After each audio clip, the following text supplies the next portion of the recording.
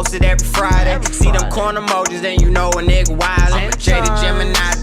There's this dude in Detroit who was trapping kids off of Snapchat. And trapping them? Yeah, like he was I guess he was talking to them through Snapchat.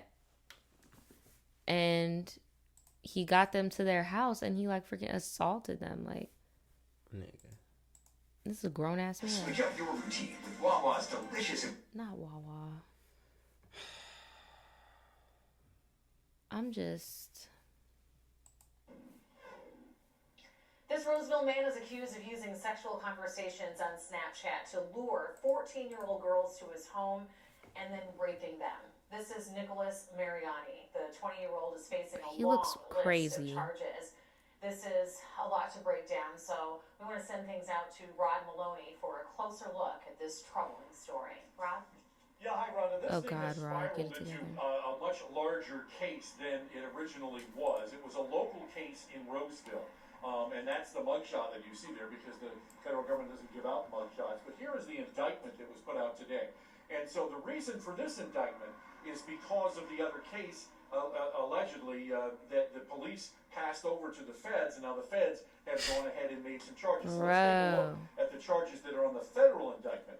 Receipt of child possession of child, coercion and enticement of a minor. Sir, how old is he? 20.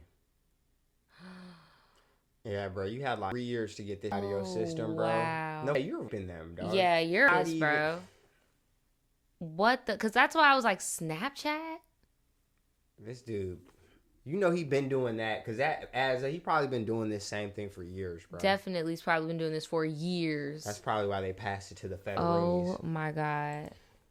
Wow. Transfer of obscene materials of a minor. Now that stems again from the case that started in Roseville, and what charged him with third-degree criminal sexual conduct in a Macomb County court. But it would appear that more charges could be coming from that. And the reason I say that is because it started out in November of last year of a sex assault. Now this was with consenting adults, at least from the start, but then he had home security. And he was recording himself and a woman had passed out. What the hell? Police are alleging that he had sexual relations with that woman. He sent the video to the first woman who sent the video to the woman who was allegedly assaulted. That's when the reports of as they started investigating that case, they discovered, at least the police are saying, and it says here in the indictment, that what they uncovered was Mariani having conversations with 14-year-old girls, a number of them who were 14 years old, and they say in here that he did confess to having with that one of the 14-year-old girls, but there were any number of them that he was in contact with, and the feds are also saying in the indictment that at one point they went looking. What? I am like in so much shock. Like I'm so speechless right now. Are you kidding me? That's a lot. Like, that's a lot, bro. He was doing that to everybody. That's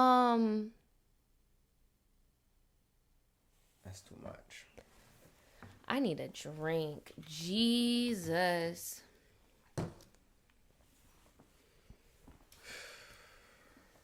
They said that he did this to grown people and he did this to teenagers. That's what I'm saying. So he's just a rapist. All around. Like, just a rapist. All around. And that's why it's so dicey when you do have the laws where you know you got your Romeo and Juliet situations that be happening. No, for real, right? Because if he was in Florida legally, it would still be illegal here. But if she was like 16 or whatever, he could do that. And that would have been okay. Obviously not. Yeah, because I think it's 14 to 17. And then after 18, I think there's like a cutoff. Mm-hmm.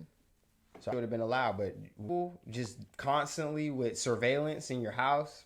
You said the boy looked 13.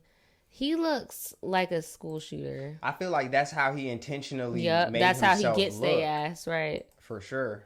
for a missing 14-year-old, knocked on the door at his house to search the house, and when they got there, they found a young 14-year-old girl hiding underneath the bed. Oh my God. And a lot of charges are stemming from that incident as well. So there's a whole lot to unravel here, but it's one of those frightening things where young teenagers using social media can find problems get out them there. off And Snapchat. we'll What the be checking more on fuck? this. Whether Mariana is going to be arraigned this afternoon, which is the usual case, when you see an indictment like this, we'll have to check out. We did check on it, haven't heard back yet, but we're working on that. So we'll have full update details on this coming up on Local 4 News at 5. Reporting live, Rod Malone, Local 4. A mess. A whole mess. Damn, bro. A whole mess. That's why I said it could be problematic, because you got some people that are just going to abuse that type of system, and then as they get older, they're just going to get... Yeah, I'm looking at the comments. They talking about, bro, look 12. Like y'all said, He looked really 12. did. He really did. Like a school shooter. Talking about Nasty Nate gonna be waiting for him in jail. Oh my God, not Nasty Nate.